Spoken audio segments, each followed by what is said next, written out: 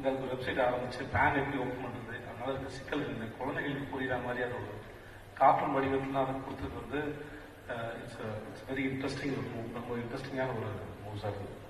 But ஆனால் இப்போ நான் பேன் அப்ளை பண்ணணும் அப்படின்னா அது ஹிந்தியிலும் இங்கிலீஷ்லையும் மட்டும்தான் இருக்குது.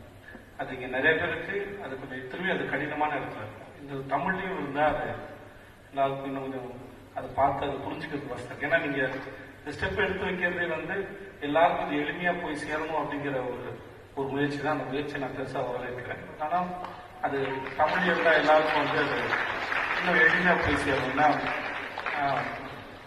ஏன்னா இங்க என்னென்ன மாற்றங்கள் நிகழுது, எப்படி இருக்கு, திடீர்னு ஏதாவது பிரச்சனை வரும்போதுதான் என்ன பிரச்சனைன்னு ஒரு படப்படப்பட தான் அதை தெரிஞ்சுக்கிறோம்.